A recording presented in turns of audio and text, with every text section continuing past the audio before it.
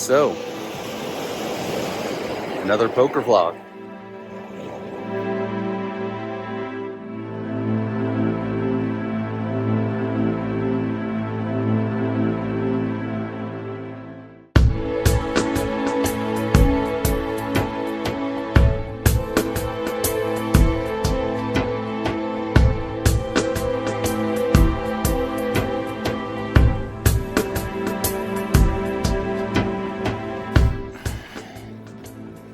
I know there's already a lot of these on YouTube, but I've been thinking about throwing my hat in the ring for a while now.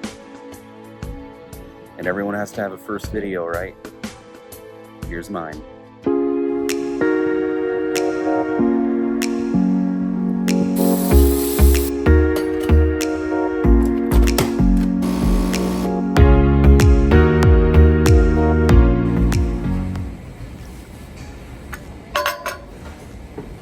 So why am I sitting here in some island in the Caribbean? Well, I have a real job. I'm a pilot right now in the private jet world. Sometimes I get to come to cool places like this. It doesn't happen very often, but I'm sure it's cool when it does. I also have a family, and I live in a place that gamblers don't typically come from. Salt Lake City, Utah.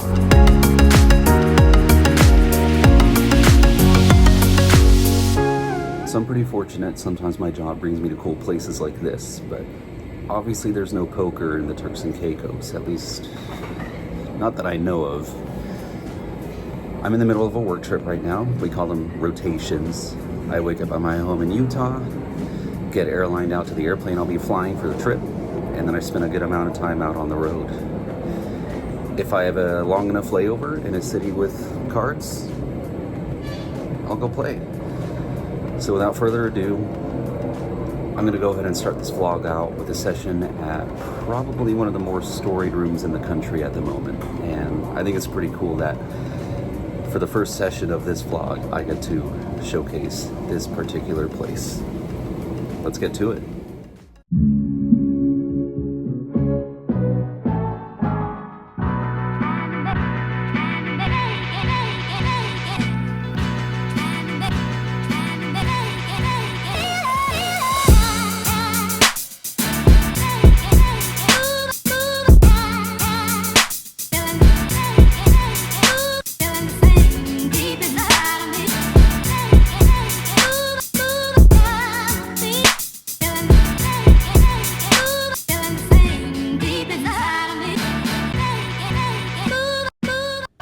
I think it's awesome that my first session featured here goes to the famous Guitar Hotel in Fort Lauderdale.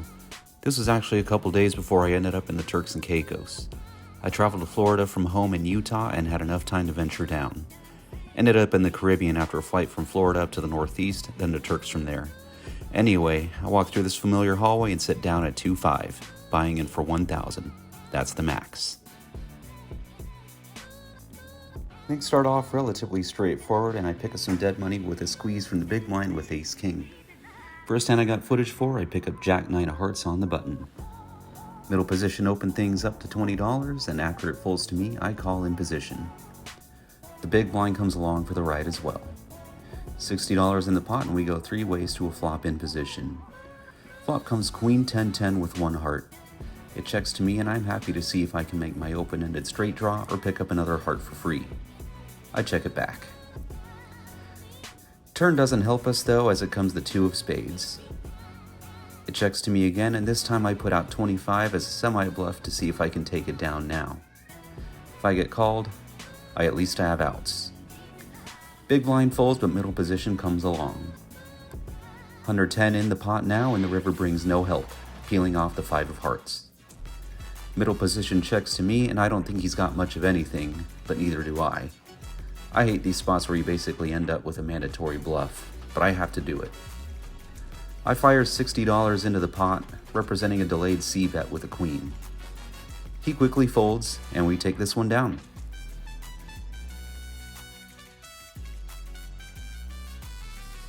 In this one, I pick up King-Queen offsuit in the big blind. Okay, full disclosure, I hate this hand. It's so easily dominated by hands like Ace-King and Ace-Queen, and I feel like it constantly gets cracked by random hands people tend to play at low stakes. Whatever. In this case, I've already got $5 in the pot, so I have a discount to defend a $15 open from middle position and a call from the button. We see a flop out of position of Queen 7-5 Rainbow. Got top pair, good kicker, so far so good. I check to the aggressor who bets 20.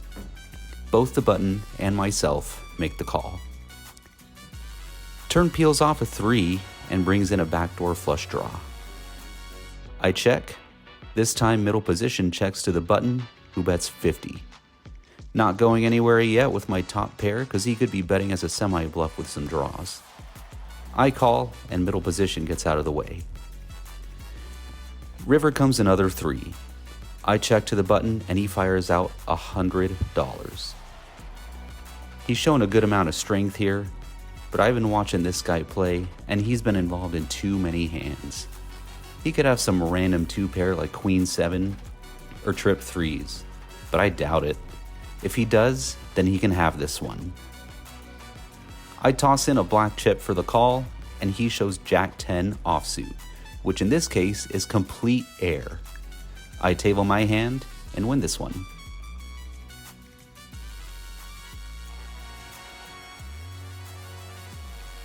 Alright, why am I playing a hand like 8-4 of diamonds?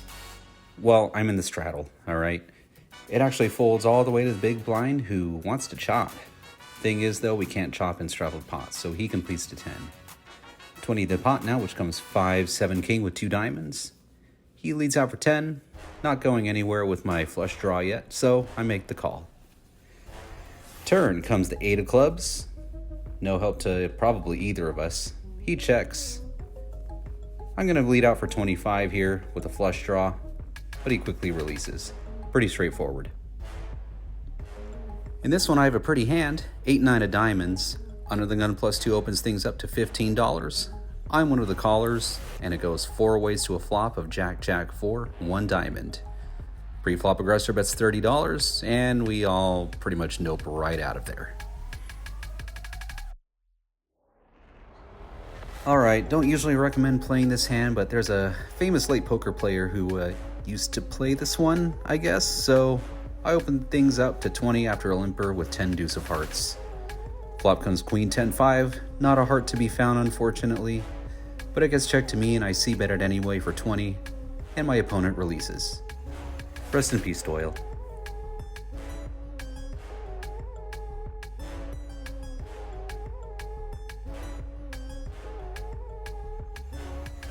I missed recording the pre-flop action in this one.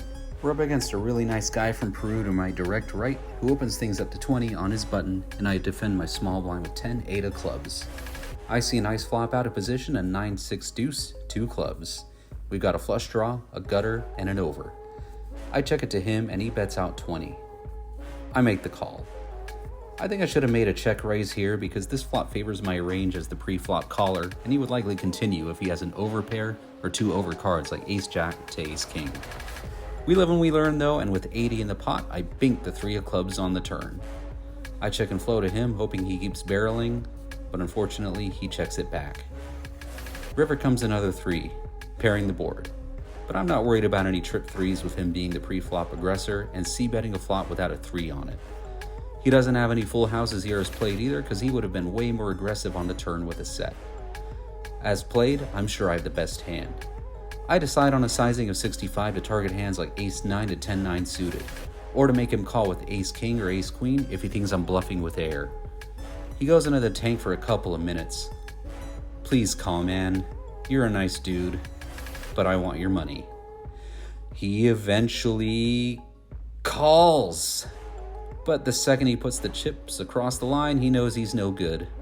I show him the goods and take down a nice pot.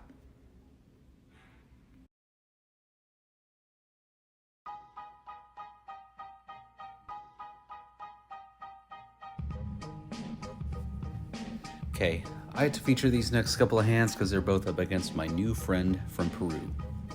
In this one, I look down at a slightly downgraded 10-7 of clubs.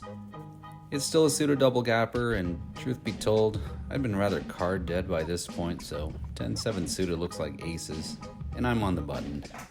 What can I say? My Peruvian friend opens it up to 20 from the cutoff, and I call him my button. We go to a flop in position of king 10-8 with one club. With the king out there, this board favors his range as the pre-flop aggressor, but he decides against c-betting and checks it over to me. I get sticky here with nothing but a middle pair and a backdoor flush draw and bet 20. He sticks around. Turn comes the queen of spades and introduces a backdoor flush draw. He checks to me, and I continue my story with a bet of $30. Here's the thing though, he senses I'm up to no good, and he's right, and he check raises me to $110.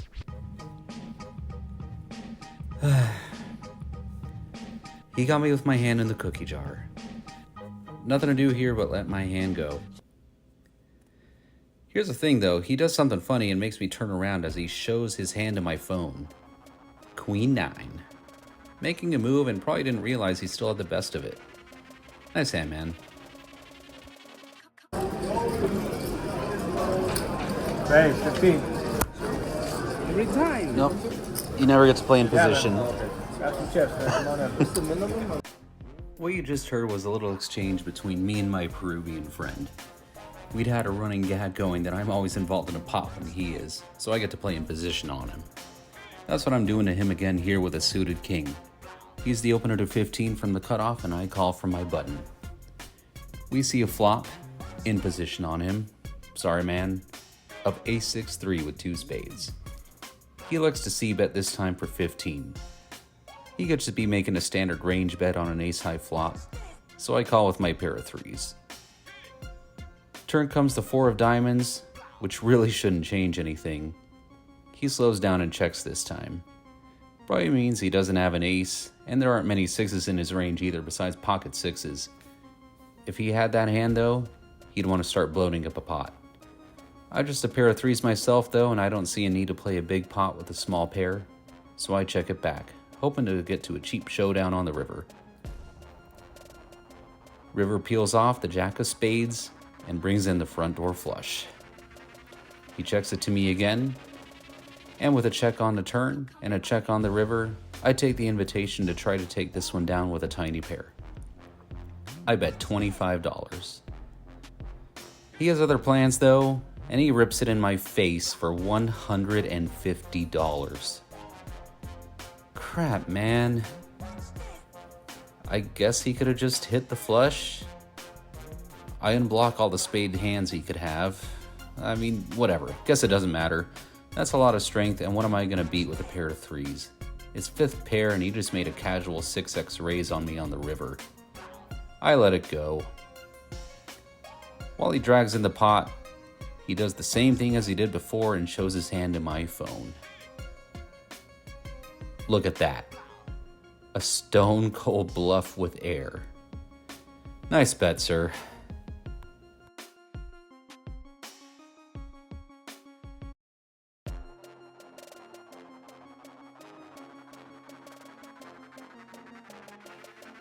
Last featured hand from the Hard Rock. Little background. A new player sat to my direct left. She had had a few adult beverages and probably came from playing against the casino. Look, we were all new to the game once, but I'm talking brand spanking new in this case. Like so new that when she sat down, she asked the dealer if they had a cheat sheet of the hand rankings. I'm not going to bore you with too many more details. I open to 15 with queen 10. She calls. Board comes with an ace and a queen on it, and she turns over her hand. It's got an ace in it. I can't remember the other card, but it doesn't matter. We end up checking it the whole way down, and when it's time to showdown, I just tell her, congratulations, you have the best hand and muck my own. What a time. By the way, shout out to my Peruvian friend for being a good sport and helping her out by explaining how the game works to her.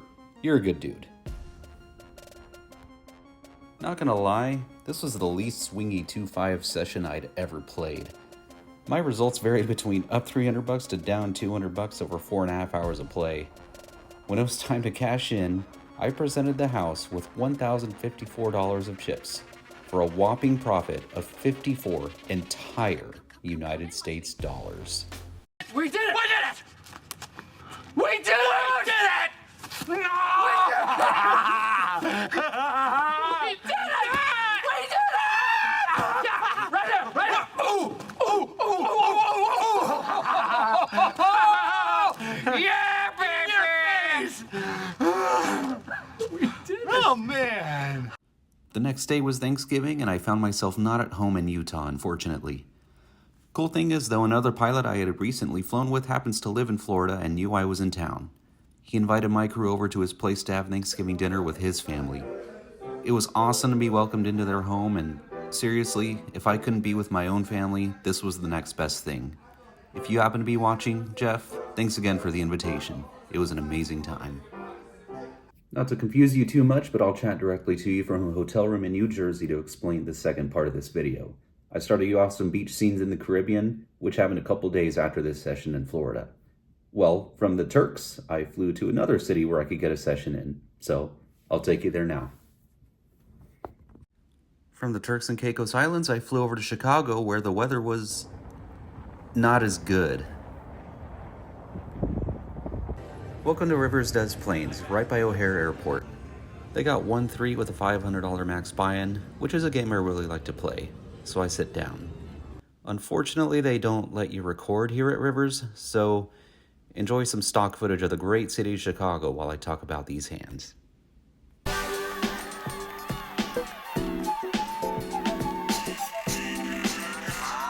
It was a fairly slow start to the session with nothing super interesting happening for a good 45 minutes or so.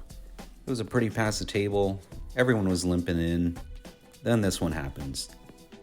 Under the gun +1 opens to 15, middle position calls, it folds to the button who jams for 123. Then I look down at Ace King of Clubs from the big blind. Okay, nice premium here. We got a jammer behind us and still 2 left to act. So what do? I've got 430 in my stack. I think about what to do with 2 still left to act, and I'm not just gonna flat. Never folding, obviously. Jammer obviously has a pocket pair, 9s plus, or ace king. Only move that makes sense is to raise again. I think about sizing, and going to 275 or so would leave me an awkward amount behind. Only play left is to re-jam. I do that, the other 2 get out of the way. First jammer shows me 2 red aces, unfortunately. I'm gonna need some help. Flop comes king high with 2 clubs. Okay, at least this guy's sweating. Another king, another club will help me take it down. Turn comes a red 5. That's no help. Come on, dealer. A king or a club. Do it. Do it. Do it! It's a red 8. He takes it down. Nice hand, sir. In this one, I've got 2 of the same letter in the cutoff. That letter is J. I think this hand has some kind of nickname.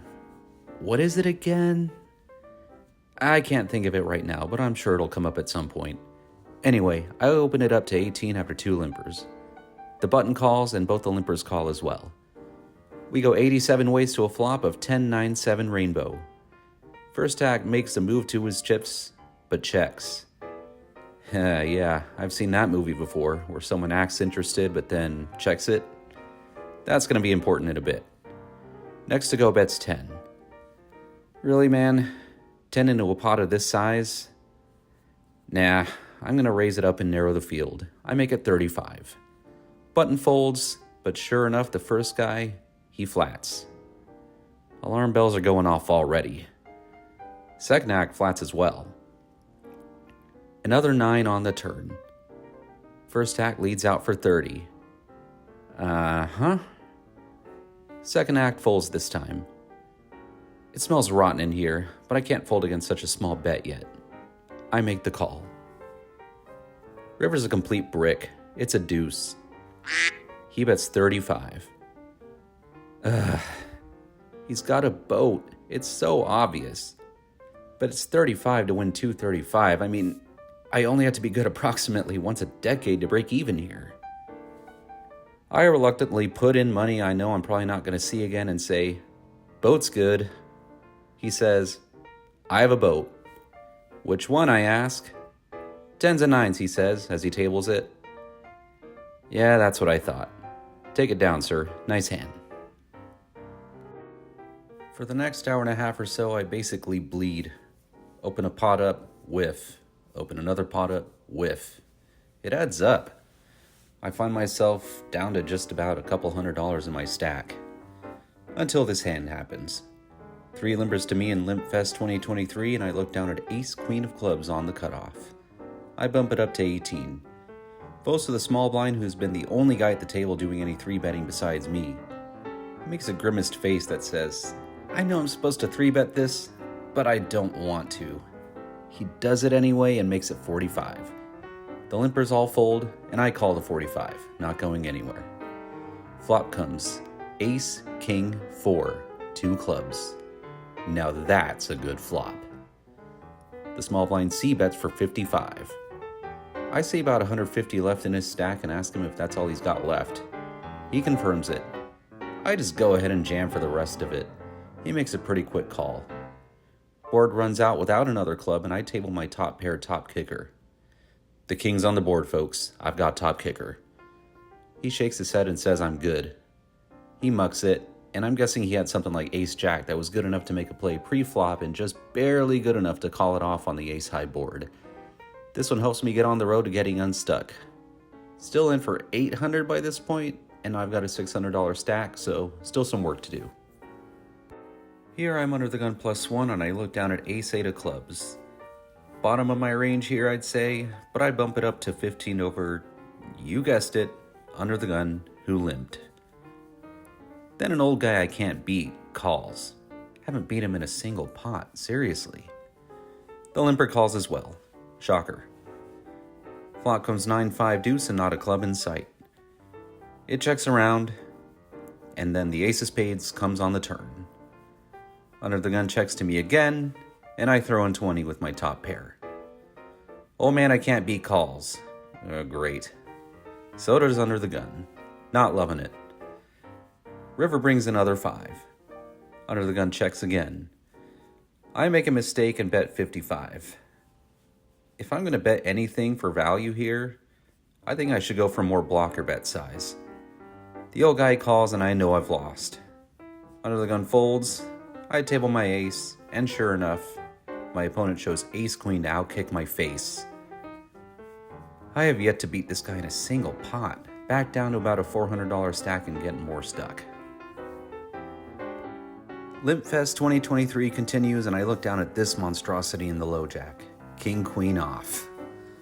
I make it 20 over 3 limpers and 2 of them call. Going in position, I flop the nuts. It's ace-jack-10 rainbow.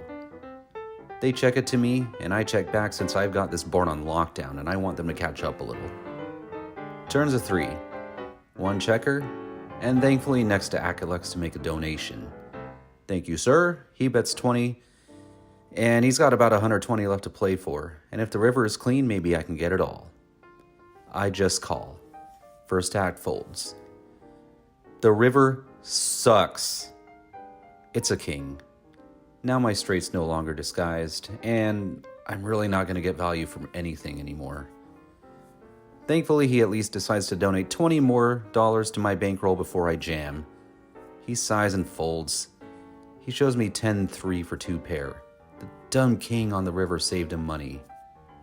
I hate king-queen. I've got that monstrosity again under the gun.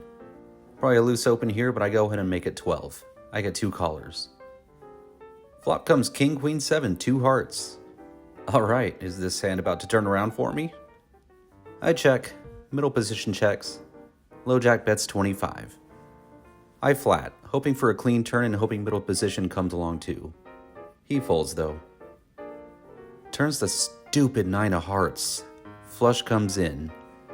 I check it to low jack, who down bets 25. I've seen this movie before, but I have to call again. Board goes from bad to worse with a board pairing 9 on the river. Ugh.